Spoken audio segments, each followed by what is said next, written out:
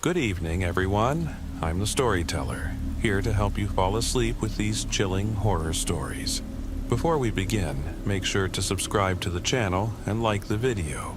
I'd love to know where you're watching from and what time it is, so feel free to leave a comment. When you're ready, get comfortable and relax. It all started. A few days ago, something happened to me that still robs me of sleep. A bizarre incident unfolding right here in America that defies any ordinary explanation. I'm sharing this account anonymously because I have no desire for friends, neighbors, or anyone I know to learn of what transpired. Aside from my friend Brandon, who witnessed part of it firsthand, I'm convinced no one else will ever believe me. I've had time to replay every moment in my head, and now I want to describe everything as accurately as possible, so you can judge for yourself what really happened. I apologize if my narration isn't polished. The experience is still raw in my memory, and the emotions remain as intense as they were on that fateful night. It was a bitter, cold winter evening when I was returning from a visit to my friend Brandon.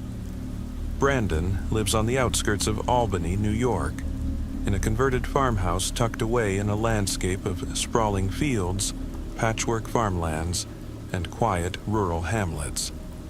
Not long ago, while driving along a slick, icy country road, Brandon suffered a terrible fall that shattered several bones in his leg and foot. Since then, he's been unable to walk or drive, and I've taken on the responsibility of delivering groceries and essentials to him along that same lonely state road. A route I'd traversed countless times without incident. That night, I was in a relaxed mood, driving cautiously in my pickup truck as the darkness and freezing conditions demanded my full attention. About 3 or 4 minutes after departing Brandon's house, while cruising along the desolate road, I noticed flashing red and blue lights in my rearview mirror. At first, I assumed an emergency vehicle was simply passing me by.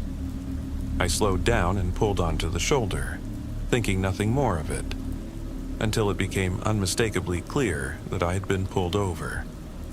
A wave of anxiety washed over me. I've always been a law-abiding citizen, and I've never been stopped by the police in all these years. Yet there I was, facing an encounter I couldn't have imagined. I recalled stories of officers issuing tickets for minor infractions on a whim, and wondered if I was about to become part of one of those tales. So, I rolled down my window and tried my best to appear calm and cooperative. A middle-aged officer stepped up to my window. "Good evening, sir. License and registration, please," he said in a firm, measured tone. Introducing himself as Officer Hartman, he claimed I was speeding, even though I was absolutely certain I had obeyed every speed limit. Deep down, I suspected he'd concocted some excuse just to stop me. Despite my inner protest, I remained silent and handed over my documents, hoping for a quick and uneventful resolution. "Please remain in your vehicle while I issue you a citation," Officer Hartman ordered. As he turned and walked toward his dark blue patrol car, I noticed another officer standing a few feet away beside my truck. This second officer, later identified as Officer Lehman, had an eerie, expressionless face. His posture was unnervingly still, almost as if he were disconnected from the world around him. Moments later, I watched as Officer Hartman returned to his car. He closed the passenger door with a loud thud, started the engine, and without a word, accelerated abruptly along the icy road. What struck me as odd was that he left Officer Lehman behind, standing silently in the cold. Almost instantly, the blankness on Lehman's face shifted. His eyes darkened with an intensity that bordered on pure, unbridled rage, as though he had suddenly realized something was terribly wrong. Before I could fully process the change, Officer Lehman bolted from his spot with an energy I could hardly believe. In a single, fluid motion, He sprinted toward the moving patrol car. On that narrow, sloping road, there was a small drainage ditch, a hazard that Officer Hartman hadn't completely cleared. In that critical instant, Lehman leaped into the moving vehicle. The force of his unexpected jump caused the car to lurch violently. I watched in horror as the vehicle swerved uncontrollably, skidded into the ditch, and then careened into a massive, gnarled oak tree standing by the roadside. Inside the twisted wreck of the patrol car, I witnessed a scene so surreal I can hardly put it into words. Officer Hartman's body was sprawled across the front seat, covered in a thick, jet-black substance that clung to him like liquid tar. His frame trembled uncontrollably, and his once resolute face was now a canvas of pain. Bruises spread across his pallid skin, and a deep, ragged gash marred his left eye. In a grotesque display, Officer Lehman was perched atop him, his hands clutching Hartman's head as he emitted a chilling, deranged laugh. His demeanor was both mocking and maddening. Frozen in shock, I couldn't tear my eyes away as Lehman began to mutter in a low, guttural tone, a series of words that sounded less like speech and more like a dark incantation, as if he were summoning some unholy force. With a sudden, violent jerk, he threw his head back and lunged forward, his contorted face momentarily meeting mine. In that instant, it felt as though his gaze burned into my very soul, filling me with an icy dread that I have never experienced before. My survival instinct finally kicked in, and I bolted from the scene. I ran as fast as I could along the icy roadside, barely registering the sharp pain as my belongings, my cell phone, a few coins, and possibly even my wallet, tumbled from my pocket with each frantic step. I wasn't thinking about the pain of the cold, hard ground beneath me. I was only focused on escaping that nightmarish madness. Behind me, I heard heavy footsteps pounding relentlessly, accompanied by Lehman's disjointed, almost demonic shouts. At one point, I even felt a sudden, inexplicable chill as something brushed against the back of my neck, sending me into a deeper state of terror. I screamed, turned around, and saw him, just a few paces behind, his deformed, nearly faceless features looming in the darkness. In sheer panic, I pressed on toward Brandon's farmhouse, the only refuge I could think of. Every second stretched into an eternity as I raced along the deserted road, praying, "God, please help me." The cold air stung my cheeks, and my limbs began to feel numb, but I couldn't stop. At long last, the familiar silhouette of Brandon's house emerged against the night sky. With trembling hands and a heart pounding out of my chest, I reached the front door and pounded on it, calling out Brandon's name as though it were a lifeline. Despite his broken leg and obvious pain, Brandon managed to open the door. In that moment, we hastily barred the entrance. The door slammed against the intruder as if repelling his dark presence. Inside, the pounding on the door and windows persisted. Brandon, wide-eyed and clearly shaken, asked in a hushed, terrified tone, "What the hell happened to him? What on earth is going on?" I could only shake my head in response, overwhelmed by fear and unable to articulate the unspeakable horror I had just witnessed. Deep down, I knew that calling the police would only lead to disbelief. No one would accept that something so unexplainable was unfolding right in our midst. I whispered to Brandon that we might have to fend for ourselves, that this incident was far more sinister than a routine police stop. Before I could gather my thoughts any further, a dizzying sensation overcame me. A dark veil seemed to descend over my vision, and the last thing I remember is the sound of my own frantic heartbeat before I lost consciousness completely. When I eventually came to, I found myself lying on the living room floor with Brandon kneeling beside me, his face etched with worry. He explained in a trembling voice that the deranged Officer Lehman whose expression had become as twisted and inhuman as I had seen, had vanished after pounding on our door and windows one last time. Still dazed, I recounted the night's events in broken fragments. We both sat there, struggling to comprehend the horrifying reality of what had occurred, as the night wore on, and our bodies bore the marks of scrapes, bruises, and the lingering, burning sensation of that tar-like substance that clung to my neck. The next morning, as weak winter sunlight filtered through the window, Brandon insisted that I report the incident to the local police. He argued that if I didn't come forward about what had happened to Officer Hartman, no one would ever believe that something so surreal had occurred. With trembling hands and leaning on Brandon's crutches, I climbed into his well-worn pickup truck, and we set off for the police station in Albany. The drive along that icy, desolate road was a waking nightmare.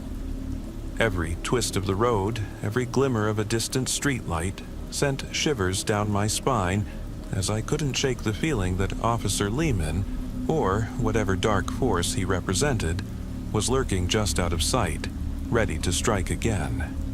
At one point, we passed by my own abandoned car, its door still ajar, and my scattered belongings lying frozen on the roadside. I quickly retrieved my keys and cell phone, secured my vehicle as best I could, and rejoined Brandon's truck, all the while casting anxious glances behind me. Upon arriving at the Albany police station, we checked in at the reception desk.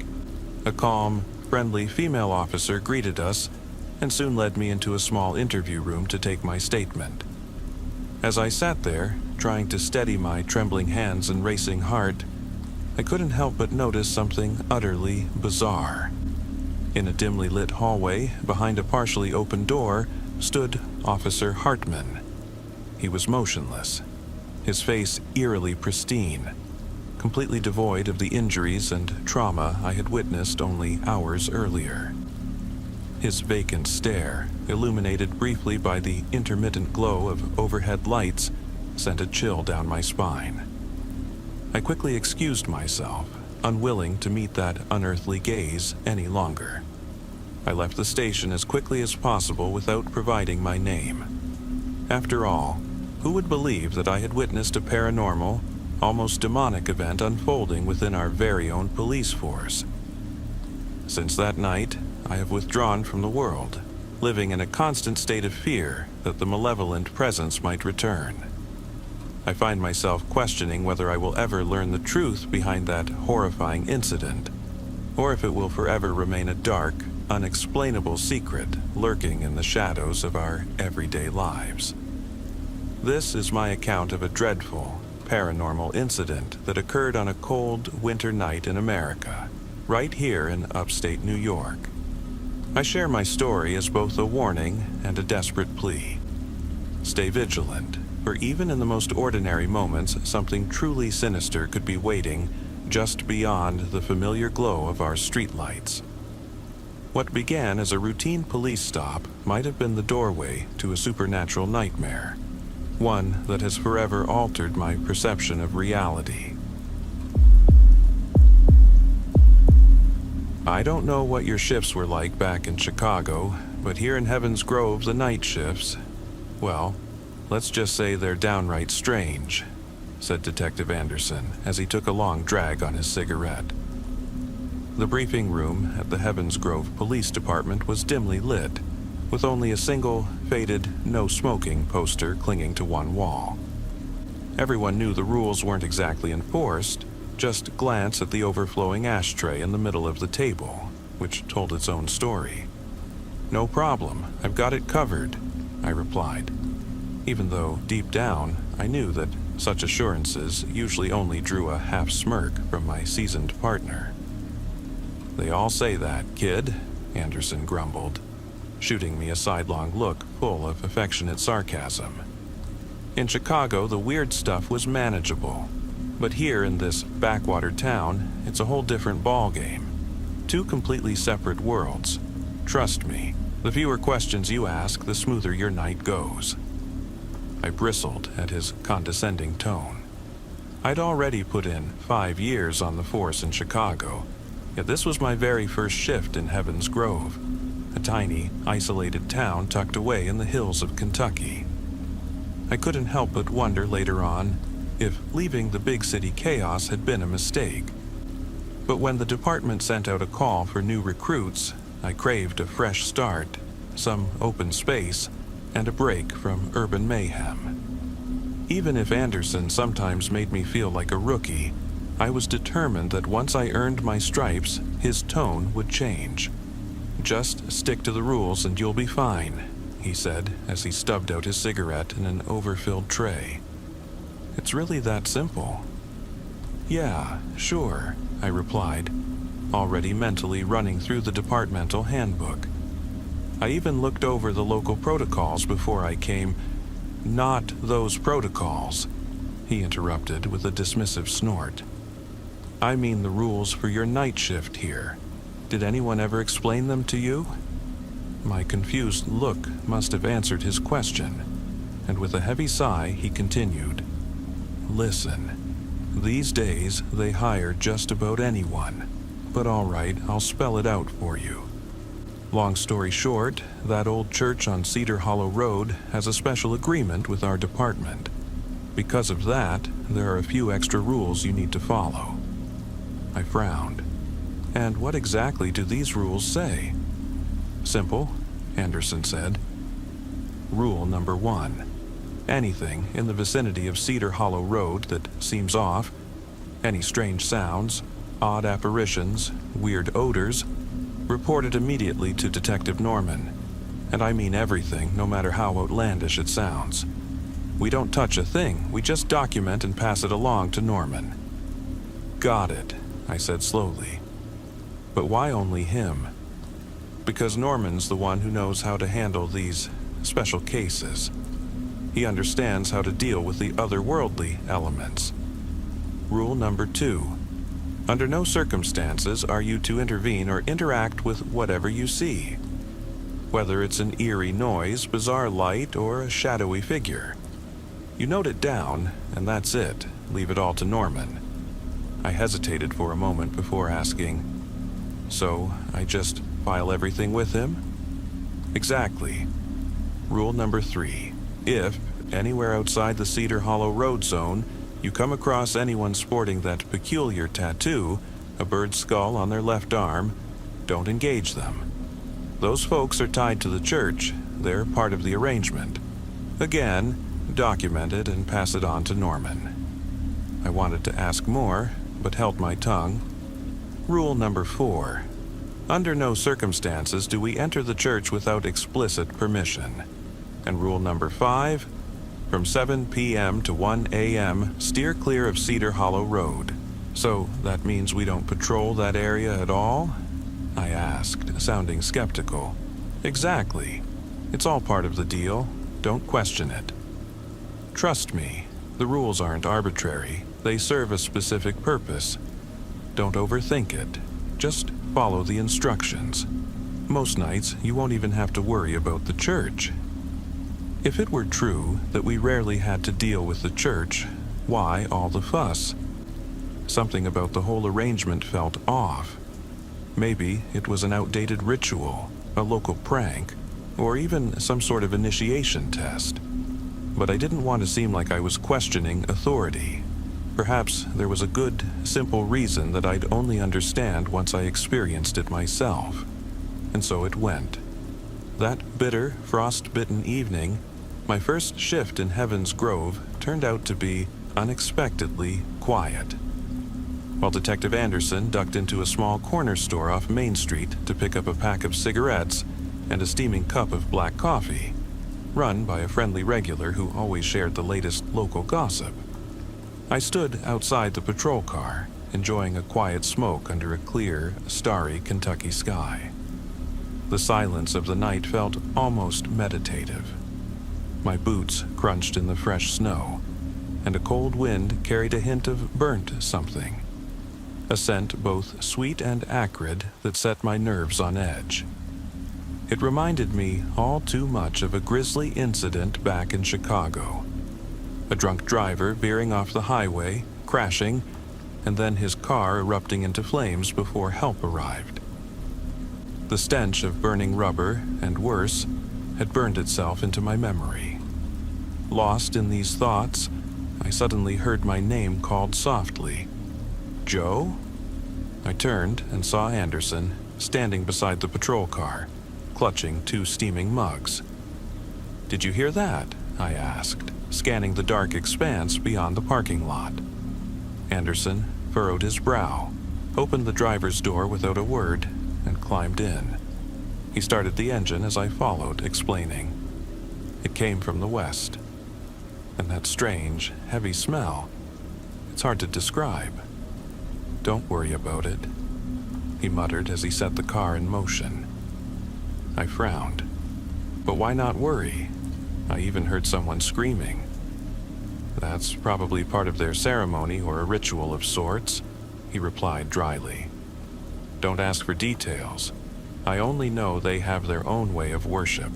Screams, fire, maybe a bit of chaos. You get used to it." "What kind of church does that sound like?" I asked incredulously. "Like I told you, kid, no more questions. Just write everything down and let Norman handle it," he ordered, his tone leaving no room for debate. I couldn't shake the uneasy feeling that clung to me. Why were there such special regulations for dealing with what appeared to be an unremarkable old church? Something wasn't right, but what could I do? Argue? Hardly. Anderson was already driving in the direction of Cedar Hollow Road. About 30 minutes later, we were back in the patrol car, and it seemed as if the screams and that disturbing burnt odor were nothing more than my imagination playing tricks. Yet an unsettling question nagged at me. What was really going on here? I hadn't joined the police force to ignore supernatural occurrences. I needed to clear my head before the next event unfolded. After my shift ended, I trudged back to my modest apartment in Heaven's Grove. Exhausted, I collapsed onto my bed and slept for a few hours. When I awoke around noon, the echoes of those ominous screams and the lingering scent of burning still haunted my thoughts. Although Anderson and I had merely noted in our report that something strange was heard from the direction of Cedar Hollow Road, everything felt incomplete. Was I overthinking it? Anderson, for all his sternness, had always seemed like a solid, no-nonsense guy. If he wasn't worried, why should I be? And yet, the bizarre rules and the uncanny reputation of that church wouldn't leave my mind. I had to know what lay behind it all. On an impulse, I bundled up in my thick jacket, grabbed my wallet, and set out for a walk to clear my thoughts. Without my uniform or badge, just me, alone with my worries, I headed down the snowy streets. My apartment was only a half-hour's walk away, and the soft snowfall, signaling the true onset of winter, gave the night a nearly otherworldly, fairy tale quality. Cedar Hollow Road, where the mysterious church stood, appeared unremarkable during the day. A simple country road at the edge of town, lined by weathered houses and dense, whispering woods. But as soon as I stepped onto the church grounds, an inexplicable sensation washed over me, as if I were trespassing on sacred land, even though the only formal prohibition was against entering the building uninvited. I wandered the neatly kept lawn behind the church without a clear destination, hoping to find some clue or evidence of what lay beneath its veneer of normalcy. Suddenly, my gaze was drawn to an area in the snow that looked distinctly different. A small clearing in the middle of which a circular fire pit had been built. It looked as though a large bonfire had been lit there not long ago. The charred remains of wood were still fresh, and the scent of burnt material mingled with that odd, sweet, spicy aroma. Kneeling down, I carefully sifted through the snow and ash. My fingers brushed against something hard. I pulled it out, a small bone, bleached by fire. My stomach churned as the realization hit me. This wasn't just an animal bone. It could be a remnant of something far more sinister. Just then, I heard a soft, almost mocking voice behind me. "You sure are late for the service, aren't you?" I froze, my heart pounding, and quickly stuffed the bone into my jacket pocket. Standing before me was a woman of average height with striking, fiery red hair and sharp, dark eyes that seemed to pierce right through me. She wore a pristine white dress, as if the cold meant nothing to her. An intricately designed tattoo, a stylized bird skull, glinted on her wrist. Excuse me," I stammered, trying to sound casual. "I was just out for a walk and happened to notice your fire pit. I'm new around here, trying to get a feel for where folks gather."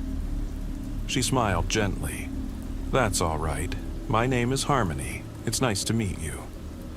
"Joe Carter," I replied, still reeling from the unexpected encounter. "But you're not wearing a coat, aren't you? Freezing out here." "The cold doesn't bother me," she said softly, her gaze intense. "Are you new in Heaven's Grove? I haven't seen you around before." "Yeah, I just moved here a few weeks back. Honestly, I'm also looking for a new community, maybe a church I can call home," I half joked, trying to justify my presence. "Do you know our church yet?" she asked, a curious lilt in her voice. "I've only driven by a couple of times," I admitted hesitantly. "And you're affiliated with it?" "You could say I'm the local pastor," she explained. "I took over the service from my father about 10 years ago. He was a strict, old-fashioned preacher who warned of hellfire and damnation. I gave the whole thing a modern twist." "Family business, then?" I ventured. Her smile turned mysteriously. "In a manner of speaking. My father used to preach about an impending apocalypse, with signs outside the church promising fire and torment. That's not my idea of spirituality. I see our church as a place to bring people together, a way to guide them closer to God, sometimes even with fire ceremonies." "That sounds unusual," I said, trying to grasp the meaning behind her words. "Our gatherings are informal, at least compared to most churches. Some evenings, the congregation meets around a bonfire, to pray, to dance, to experience community. You're welcome to join us anytime, Joe," she said, her invitation warm yet enigmatic. "Maybe I'll drop by sometime," I replied cautiously. "I work nights, but if I can swing it, I'll check it out." "Good," she said softly. "My door is always open, if you have questions or just need to talk." Her gaze lingered on me as I slowly retreated from the fire pit. When I looked back, she still stood there amid the charred wood, watching me intently. A few nights later, during my shift, my mounting curiosity got the better of me, and I finally cornered Anderson about that mysterious church. In the cramped, sparsely equipped break room of our department, I found him on the treadmill, sweat beading on his brow as he worked through his routine. I joined him, and he greeted me with a curt nod. "How's it going, Joe?" he asked offhandedly. "Not too bad. I can't complain," I replied, though the events of the past night still buzzed in my mind. After a brief exchange of small talk, I pressed on with my question. "What exactly is up with that church on Cedar Hollow Road? I've heard of strange congregations before, but this one, it's different." Anderson took a deep breath and slowed the pace on the treadmill. "Look, it's a long, messy story that I can't fully explain. Back in the day, the church was led by an old-school preacher, a guy who'd talk about fire and damnation like it was the end of days. After he passed away a few years back, his daughter, Harmony, took over. She scrapped the old dogmas and steered the church toward New Age spirituality, even dabbling in occult rituals. Rumor has it there are whispers of animal sacrifices." "Animal sacrifices?" I repeated in disbelief. "Yeah." Supposedly, the congregation has an arrangement with the local authorities. Our job is to keep the peace, not to meddle in their internal affairs. Everything that happens there is supposedly coordinated with the county office, and that's why they tell you to stay out of it. Anyone who digs too deep ends up in trouble. I don't want you to end up like the others, Anderson warned, his tone growing grave. Understood, I mumbled, my thoughts drifting back to the bone and that eerie, burnt smell. Before he could say another word, the radio crackled to life, abruptly silencing our conversation. Yet his words about staying out of church business echoed in my mind. I knew I had to uncover the truth.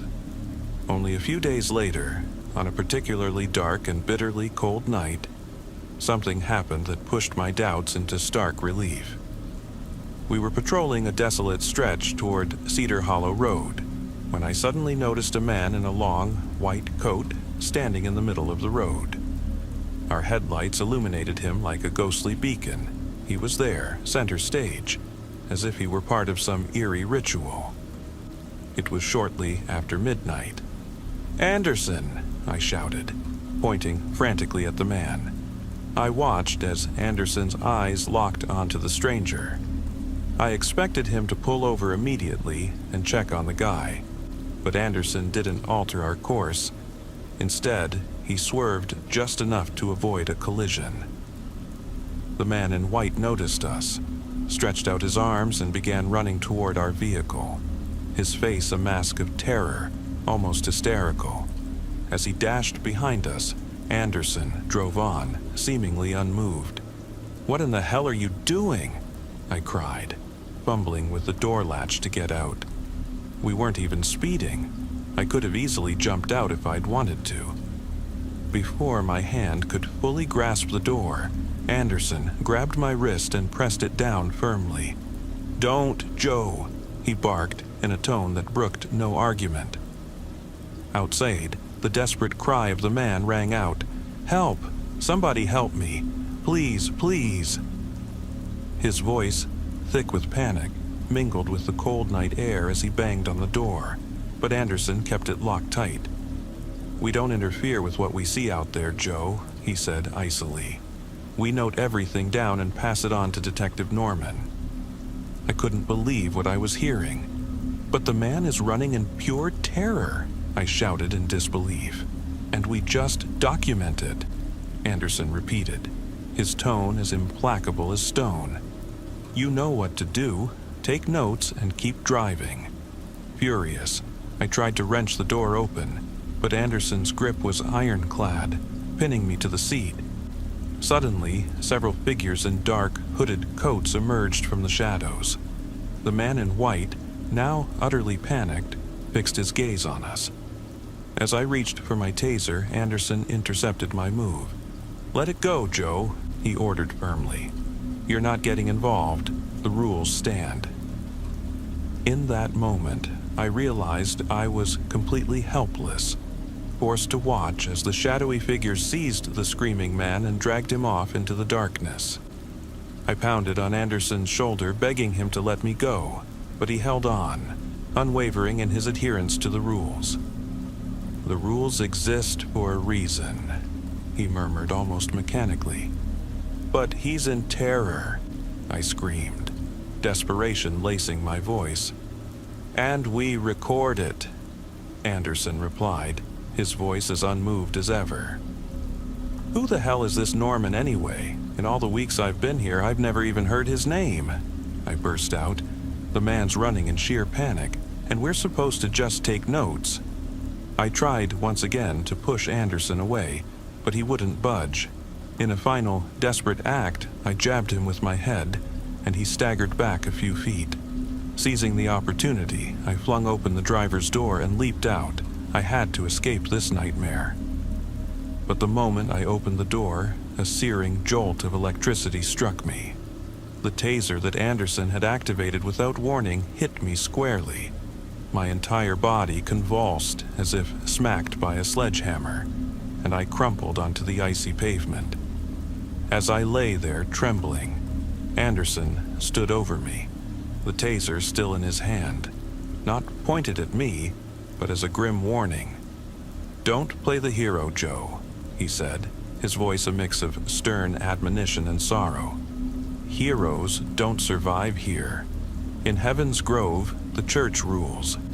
For over 10 years it's been their domain. Please, just let it be." Exhausted, and with my heart pounding in my ears, I accepted his outstretched hand. He helped me up, and together we returned to the patrol car. Even as pain throbbed through my body, Anderson forced me to pull myself together. "Come on," he said simply. "Let's grab a cup of coffee and try to forget this night." But inside, anger and uncertainty churned.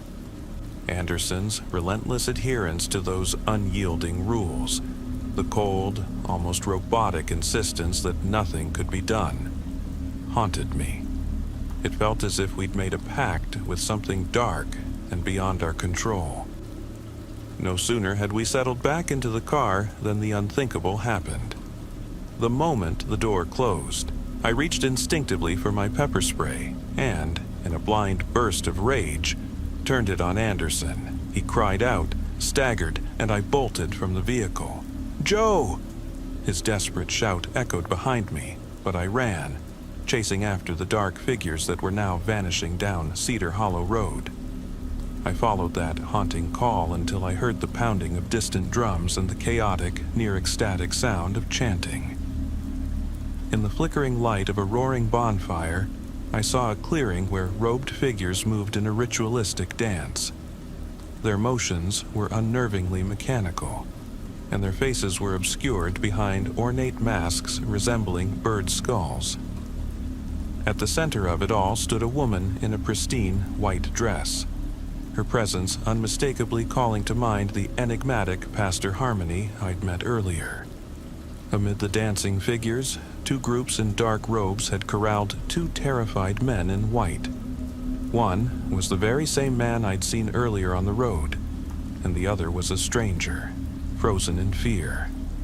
A part of me screamed to intervene, to draw my weapon and put an end to this macabre display, but something held me back. I lingered in the shadows of the trees, watching in incredulous silence. Suddenly, the frenzied dance reached a chilling climax. In unison, the robed figures collapsed and then knelt before the fire. Pastor Harmony raised her arms and began to speak in a deep, almost hypnotic tone. "We now offer up our chosen one in this bitter winter hour. We sacrifice him, O exalted one, O holiness, you who reign with scythe-like talons and a beak of grinding stone, with endless eyes and gnashing teeth. We present to you this humble offering, O holiest of the holy." With a malicious smile, she clapped her hands, and in that instant the captive men were dragged to her. Their desperate screams and frantic struggles merged with the sharp stench of burning flesh, a stench that brought back the memory of the charred bone I'd found. In that heart-stopping moment, I knew every dark premonition I'd had was true. This gathering, this service, was no eccentric, harmless ritual. It was a sinister rite of sacrifice. They were offering human lives to appease something ancient and beyond our understanding. "Either way, this must end," I whispered with grim resolve. I raised my weapon and fired 3 shots into the air, hoping to rouse the assembly and disrupt their unholy ceremony. Pastor Harmony slowly turned to face me, her mask revealing an eerie, enigmatic smile. "So, Joe, did you really make it all the way to our gathering?" she said in a tone that was both gentle and menacing. "Listen," I shouted as I advanced. "I don't know what you're trying to do, but it ends now. Let these people go immediately." The robed figures made no move. They held their captives fast as the desperate ones writhed in a futile struggle. "How charming that you think you're in control," Harmony purred softly. "But you have no idea what's truly at stake. You're just a cop, aren't you?" I doubt anyone ever explained the arrangement our congregation has with the department. Just because you run your little world doesn't mean I'm going to play along, I retorted, keeping my weapon trained steadily on her chest. Do you really think you can arrest me? Do you honestly believe that your law means anything here? She whispered mockingly. Let's find out, I said, taking slow steps forward. In that instant, the clearing was bathed in a dazzling, almost otherworldly light. The flames danced wildly, growing in intensity, and for a fleeting moment I thought I saw phantasmal shapes among them. Wings, eyes, and shadowy silhouettes. My ears rang, and the brilliant light nearly overwhelmed my senses. I lost consciousness and collapsed into the snow. When I finally came to, I found Pastor Harmony standing over me, smiling softly behind her intricately carved bird skull mask. In a gentle, almost caressing tone, she said, "Now you see, Joe, you've stepped onto the path that binds us all." "Wait," I stammered, unable to tear my eyes away from the flames, within which countless watching eyes seemed to burn into me. "Wait!" Suddenly came another voice. From behind the darkened trees, Detective Anderson emerged, his hands raised in a last desperate plea to halt what was unfolding. "Don't do it, Joe," he panted. This is bigger than the two of us." Harmony turned her gaze to him. "He cost us our sacrifice tonight. Why should he be spared?"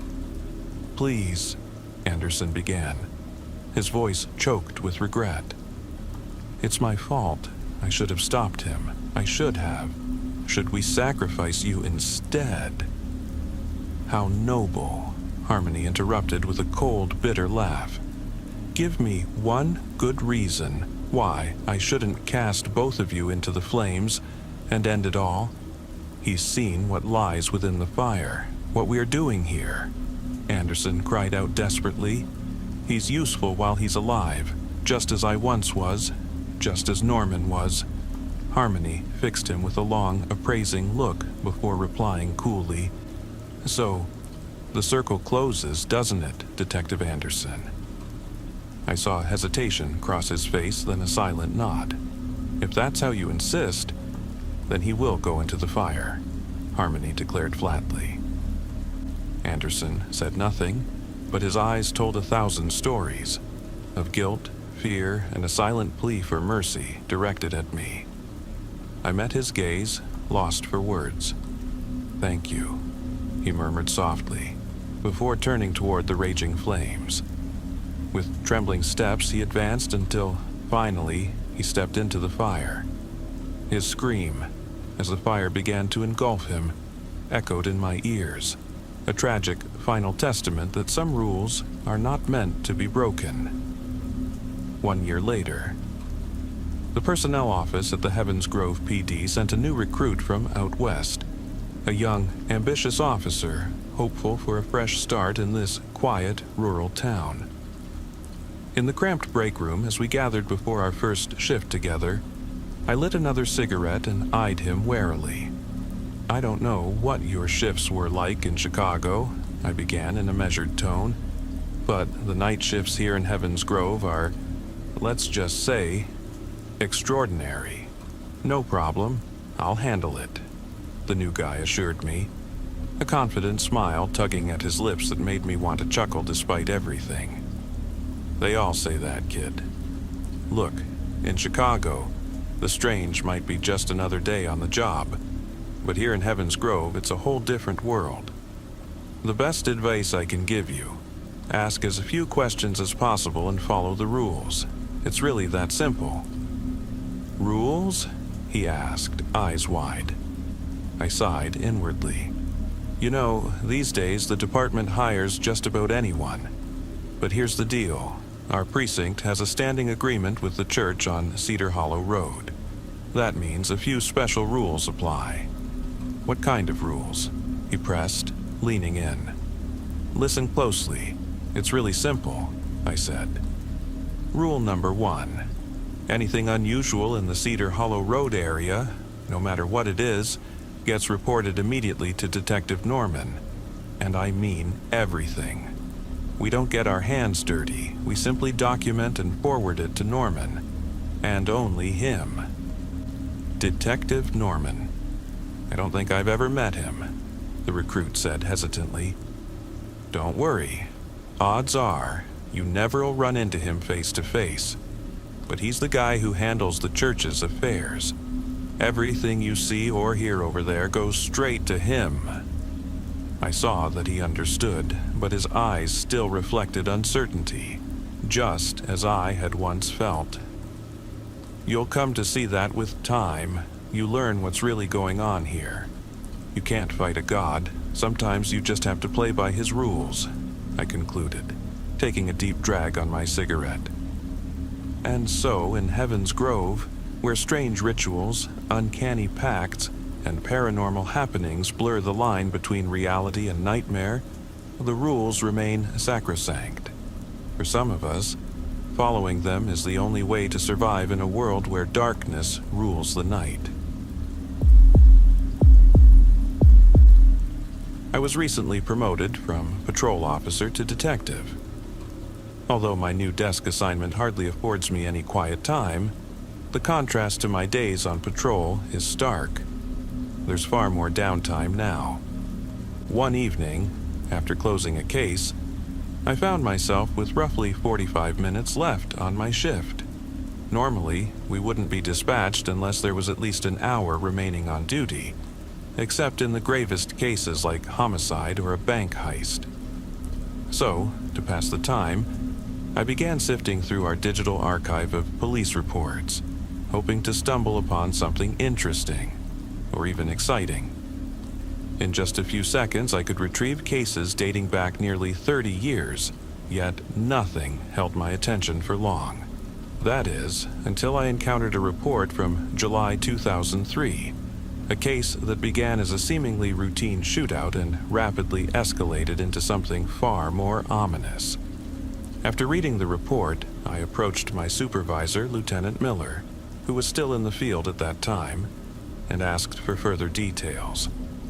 Those familiar with this incident refer to it as the Apocalypse Report. She explained that the report had stained our department's reputation, both because of its shocking content and the methods employed by the investigating officer. That officer wasn't just fired. He ended up committed to a state psychiatric hospital.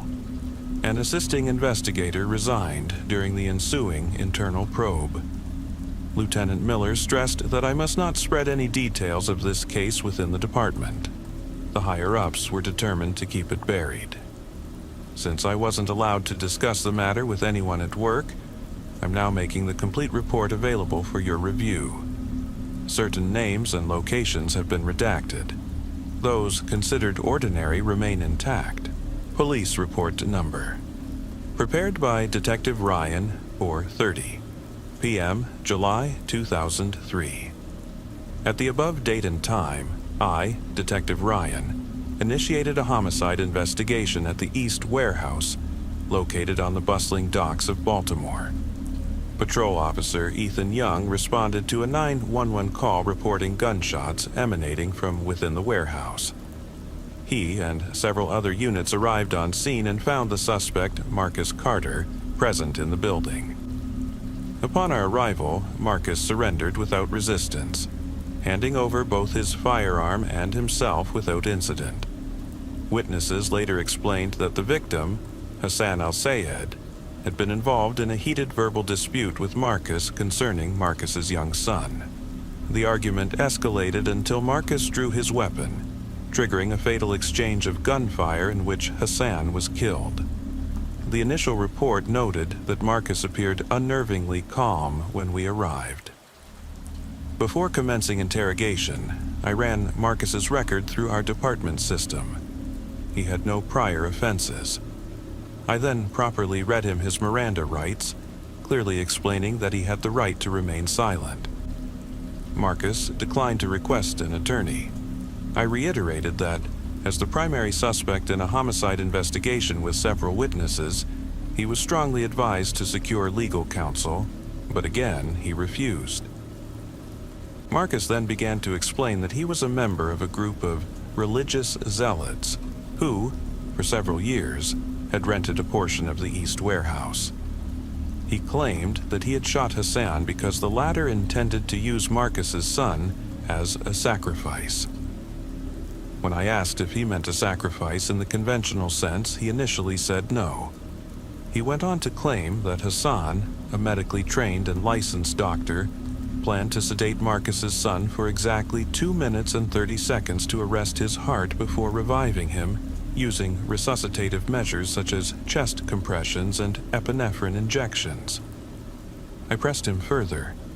Why exactly was Hassan planning this, and why target my suspect's son? Marcus explained that he had originally agreed to participate in the ritual, but his reservations grew as the procedure was set in motion.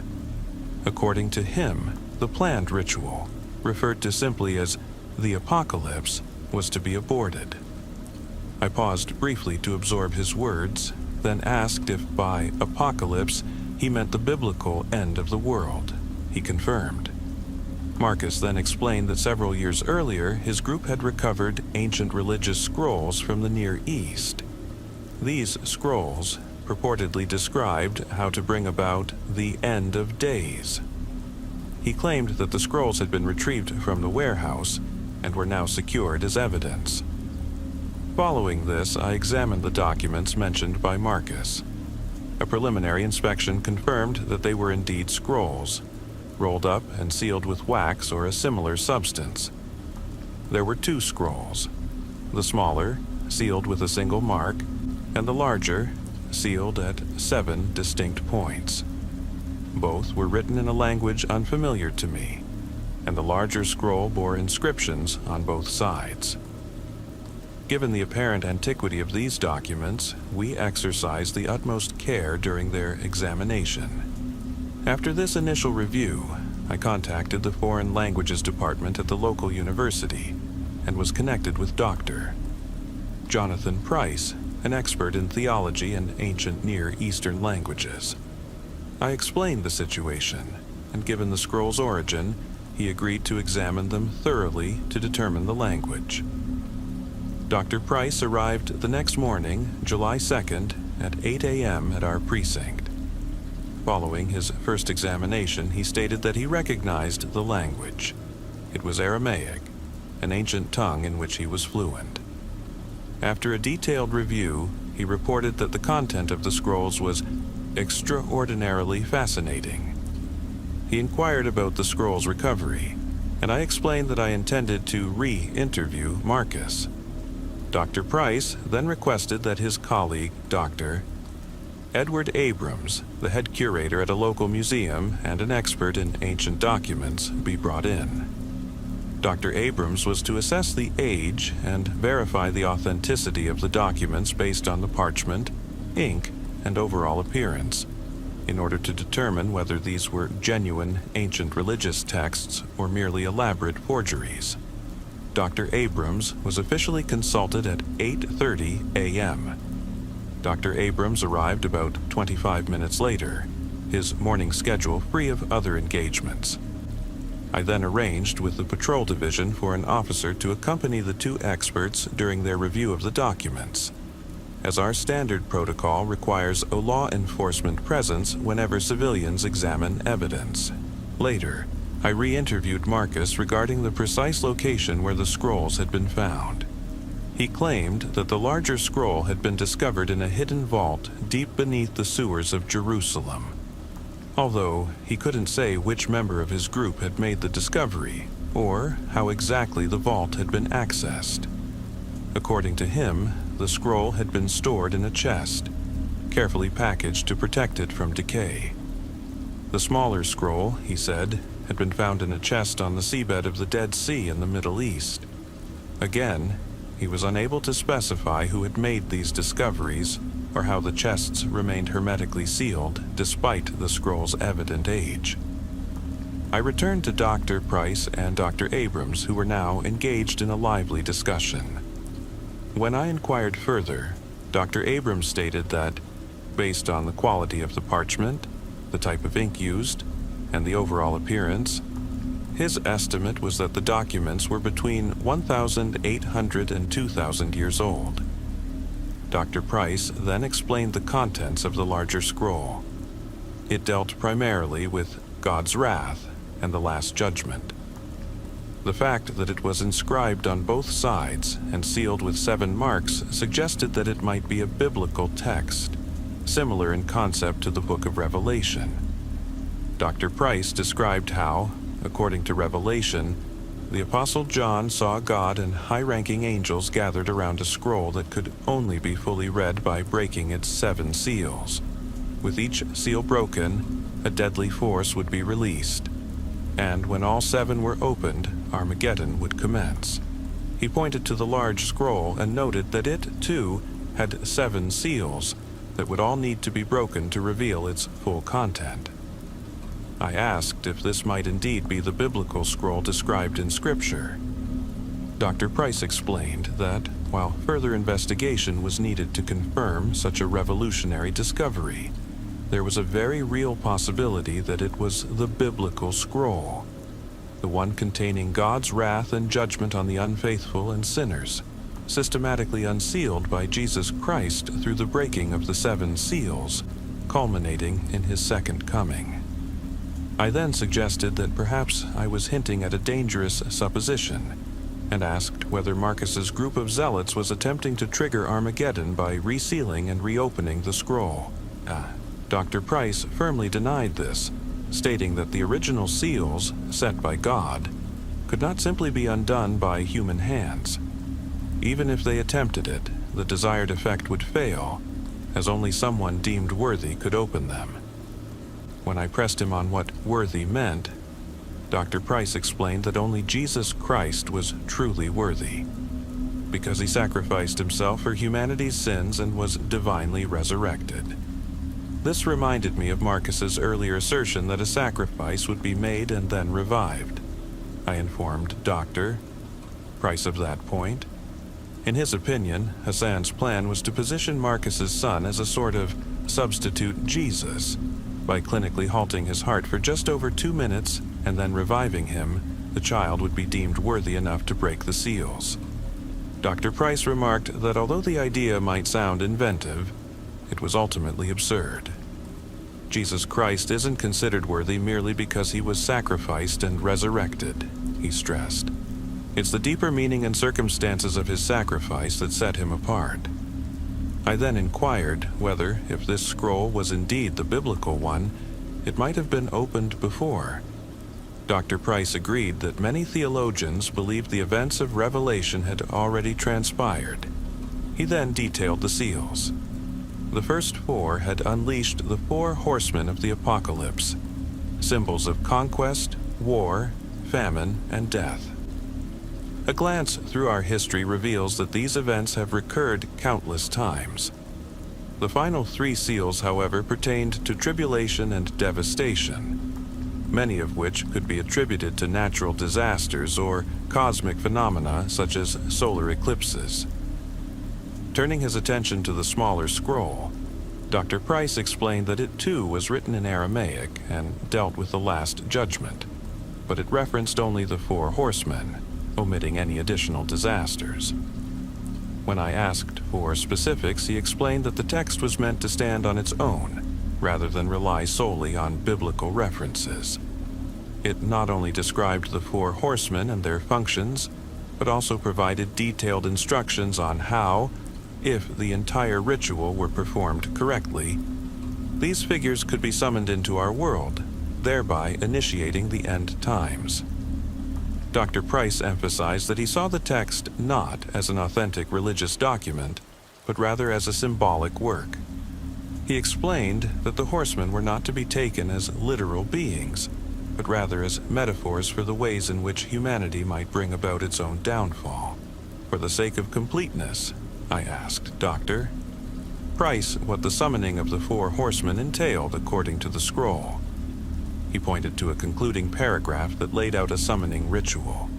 In addition to reciting the incantation, the ritual required that 4 separate artifacts, each associated with one of the horsemen, be present. A sword, a bow, a set of scales, and a miniature stone sarcophagus. Dr. Price noted that given the scroll's potential 2,000-year-old origin, it would be nearly impossible to procure the correct artifacts. In particular, finding the proper sword or bow was unlikely, as millions of such items have been produced throughout history. He stressed that the ritual had to be carried out in its entirety. Every one of the 4 horsemen had to be summoned for any effect to occur. I thanked Dr. Abrams and Dr. Price for their assistance and informed them that if necessary they might be called upon to testify in court as expert witnesses.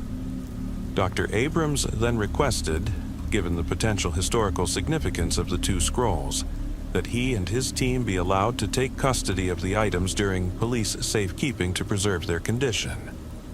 After consulting with Lieutenant Miller, this request was approved.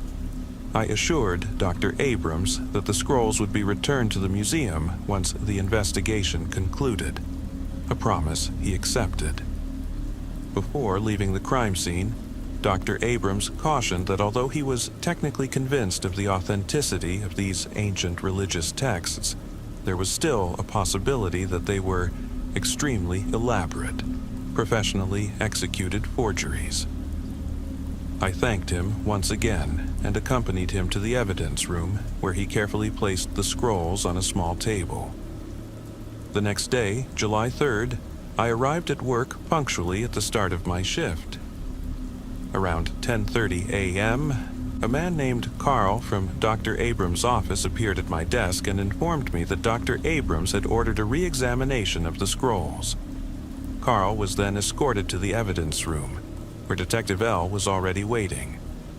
About an hour later, I returned to the evidence room to verify Carl's presence, since he hadn't checked in after leaving. A colleague later informed me that he had vanished some time ago. However, when I peered through the evidence room's window, I noticed that the scrolls still lay on the table. My suspicions grew when I observed that the larger scroll had been replaced by a laminated copy of the United States Constitution, and the smaller scroll by a copy of the Apostles' Creed. I immediately notified Detective L and Lieutenant Miller that, in the midst of the homicide investigation, key pieces of evidence had been compromised. I contacted Dr. Abrams, who insisted that he had not authorized anyone, certainly not Carl, to examine the documents.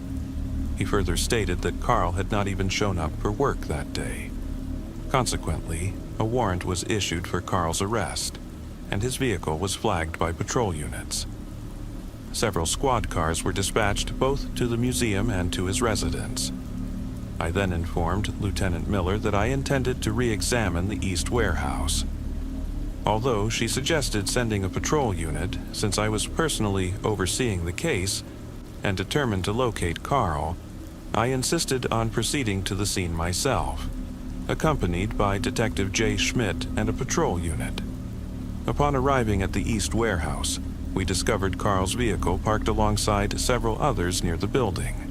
When he made his presence known, Carl exited the building and surrendered as soon as he saw us.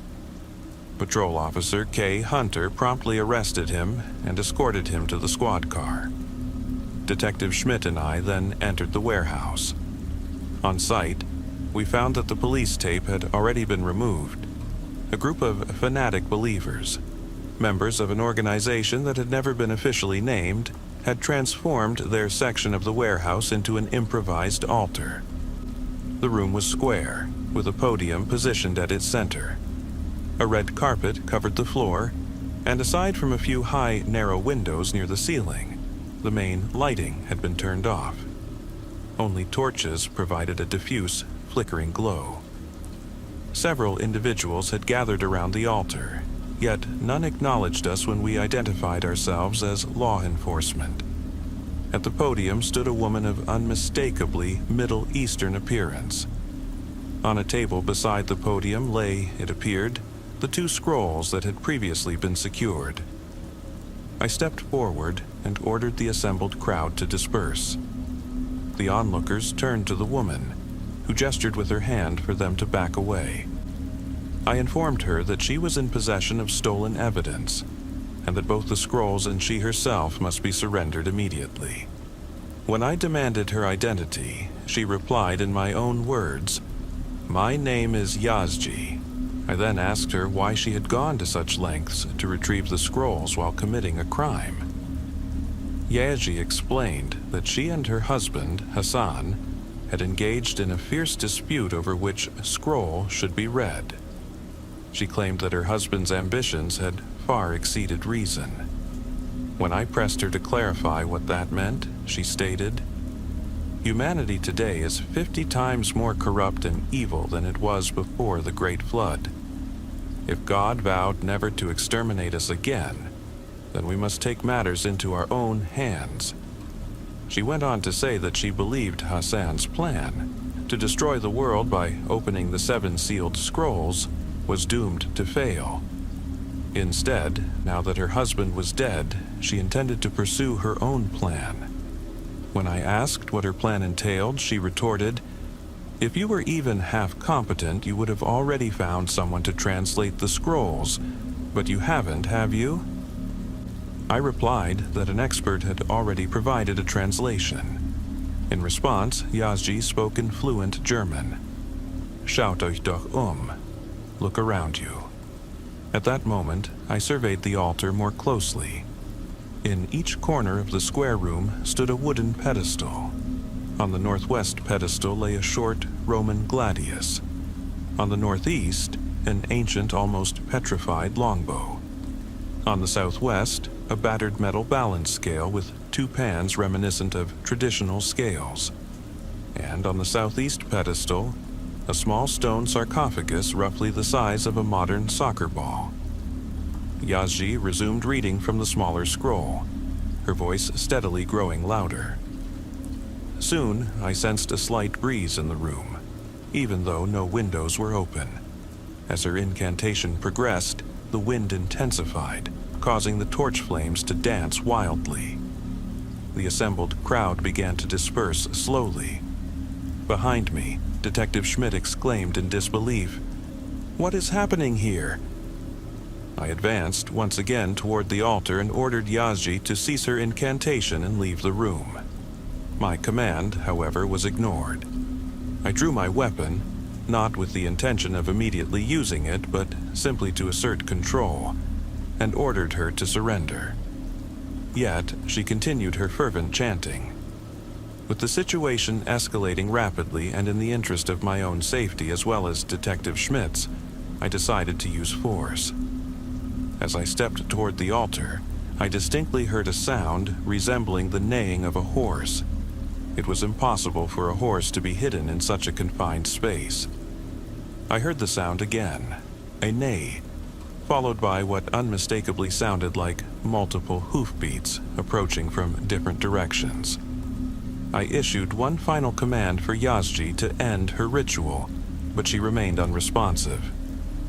Fearing for our lives, I fired 2 shots. One round struck her in the upper left chest, and she collapsed backward. At that precise moment, as she ceased her incantation, the eerie wind subsided, and the phantom hoofbeats abruptly vanished. Detective Schmidt rushed to administer first aid while I radioed for immediate medical support. Unfortunately, Yazji was pronounced dead at the scene. Shortly thereafter, forensic technicians and our evidence team arrived. I explicitly instructed the officer responsible for securing the artifacts to handle both the scrolls and the objects on the pedestals with the utmost care. Not knowing the officer's identity, I demanded, given the potential for further evidence tampering, that he present his official badge. After verifying it with Detective Schmidt, I was reassured. Later, however, I learned that neither the scrolls nor the artifacts were returned to departmental custody. The officer in question vanished without a trace, and his identity remains unconfirmed to this day, just as the whereabouts of the stolen evidence continue to be a mystery. I then returned to the precinct where an official protocol regarding police gunfire was immediately initiated. I was informed that I would be suspended pending an internal investigation into both the use of my firearm and the compromised evidence. The original homicide investigation was reassigned to Detective R, and all my records, including the contact details for Dr. Price and Dr. Abrams, were submitted to my superiors.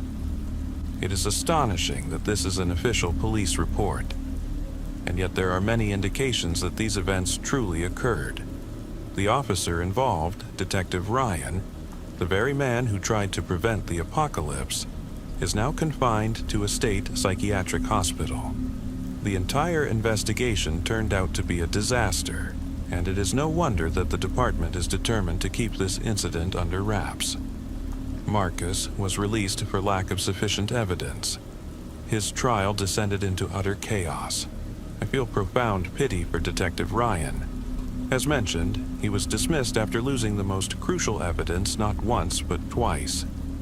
Even though the report implies that not all the blame rested solely on him, he was still convicted of improper firearm use.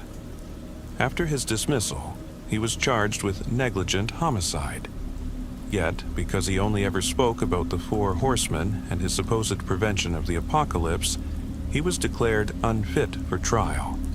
He remains in psychiatric care, awaiting a determination of fitness for trial, a situation that appears unlikely to change.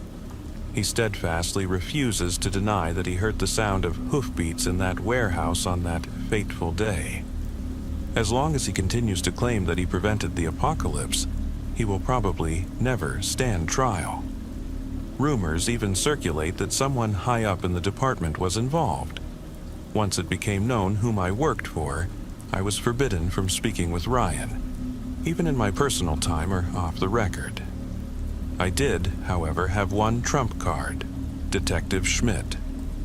Fearing that his testimony in Ryan's trial might drag him into this quagmire, and unwilling to be further associated with such an infamous case, Schmidt resigned from the force.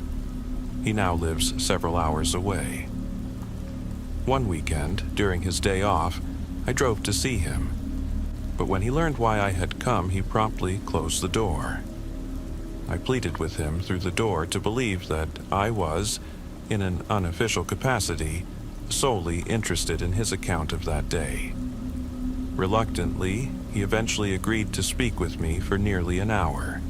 He reiterated that our conversation was completely off the record and confirmed that he indeed heard the neighing and snorting of horses, as well as a strong wind emanating from inside the building. Even though, on that otherwise sweltering, windless July day, there was no plausible explanation for such phenomena. He emphasized that he never saw an actual horse or rider, only the sounds of heavy hoofbeats on concrete. He also showed me his old police ID, which verified that the person who had removed the evidence in a tamper-proof manner had presented a flawless badge, leading all other officers to believe that the removal was entirely legitimate. So the question remains, was Detective Ryan truly unstable? Or could all these events have happened exactly as described? Since Detective Schmidt's account nearly completely corroborates Ryan's, there is reason to suspect that these events, however incredible they may seem, indeed took place. Perhaps we should be grateful that Ryan, even though he fired shots at Yazji, justified or not, saved us all from the full-blown onset of the apocalypse. Had he not driven Yazji away, the ritual might have been completed, and what might have followed is simply unimaginable. In hindsight, one might ask why he didn't attempt to subdue her without resorting to lethal force. Yet, in the heat of the moment, apparently due to the deafening sound of hoofbeats, he lost his clear judgment. His decision to fire was likely the only means to protect both himself and Detective Schmidt. One final thought. If all these events are indeed real, and Yazji nearly summoned the Four Horsemen of the Apocalypse, then, somewhere out there, someone must be in possession of both scrolls and the corresponding artifacts. One can only hope that these objects are kept separately so that the complete ritual can never be carried out. 16 years have passed since that fateful day, and if someone ever manages to unite these objects, the end of days could be upon us at any moment. Tomorrow, in 20 minutes, or whenever. It makes one wonder whether this circle of fanatics will ever relent. Thus is the case presented. An official police report that hovers between reality and the supernatural. Detective Ryan, the officer who tried to prevent the apocalypse, is now confined to psychiatric treatment, unable to shake the memories of that fateful evening. Detective Schmidt, who confirmed every detail, resigned from the force to avoid any further association with these events. Whether Ryan is truly mad, or whether what we experienced in that East warehouse was indeed more than mere hallucination will be debated for years to come. But one thing is certain. Had Ryan not intervened, we might have witnessed an unfathomable event that could have heralded the end of the world. Perhaps Detective Ryan was the unsung hero who saved us all from destruction, even if he never received justice for his actions. And while I continue to wonder if these zealots are still operating in the shadows, I can only hope that the scrolls and artifacts remain forever separated. For if they were ever to be reunited, the end of days might come far sooner than we could ever imagine.